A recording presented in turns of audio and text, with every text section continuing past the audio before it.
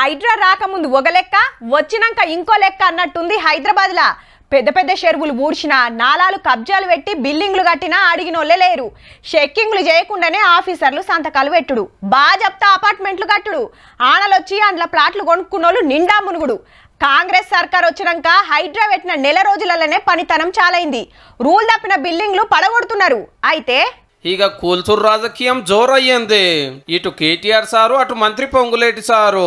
జన్వాడలున్న farm house ను Hydraa ఊర్చొద్దని KTR sir మంత్రులు హైకోర్టుకు పోయిండ్రు కదా. స్టే ఇవ్వలేమని కోర్టు చెప్తే రామన్న మంత్రుల ముచ్చట ఇల్లబెట్టిండు. ఇక అటుకెళ్ళి ఊకుటరా గట్టిగానే అరుచుకున్నాడు పొంగులేటి సారు. మంత్రులు, పెద్ద పెద్ద కాంగ్రెస్ లీడర్లు ఎఫ్టీఎల్లలో బఫర్లలో కట్టిన రాజభవనాలు నేను కూడా తీసుకొని మీ అందరూ కలిసిపోదాం. పొంగులేటి శ్రీనివాసరెడ్డి గారితో మొదలు పెడదాం. ఎందుకంటే మంత్రి గారు కదా, వాళ్ళ తమ్ముడు కూడా అక్కడే ఉన్నాడు ఎఫ్టీఎల్లో. కూలగొడదాం చలో. రంగనాథ్ గారు, నేను ఇక్కడి నుంచి మిమ్మల్ని ఆదేశిస్తున్నాను. రేపు వెళ్తారా ఎల్లుండి వెళ్తారా, వాళ్ళనే ఒక కొత్త టేబు కొనుక్కొని రమ్మనండి. నా ఇల్లు ఎఫ్టీఎల్ లో ఉన్న బఫర్ జోన్ లో ఉన్న చివరికి ఒక ఇటుక పెట్ట ఉన్న ఎమ్మటే పడగొట్టండి. ఇల్లు మొత్తం దాంట్లో ఉంటే ఇల్లు మొత్తం పడగొట్టండి.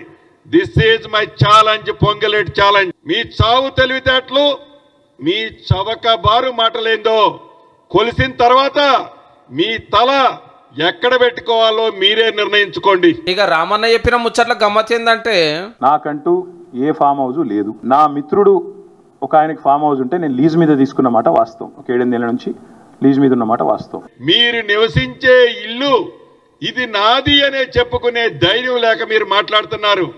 నేనుండే ఇంటి గురించి కూడా చెప్తా. నా కొడుకు పేరుతో ఉంది, కానీ నాది కాదని చెప్పను. ఎస్, ధైర్యంగా ఒప్పుకునే ధైర్యం ఇయ్యాలి నీకు.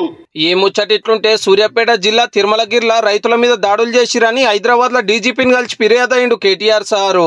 గల్లీలో తిరిగి ప్రజలు అవస్థల్లో ఉంటే క్షేత్రంలో తిరగాల్సిన ముఖ్యమంత్రి మంత్రులు ఇవాళ అడ్డగోలుగా ఈ రకంగా పోలీసులను అడ్డం పెట్టుకొని, ఈ రకంగా కిరాయి గూండాలను అడ్డం పెట్టుకొని ప్రజలను భయభ్రాంతులకు గురి చేసి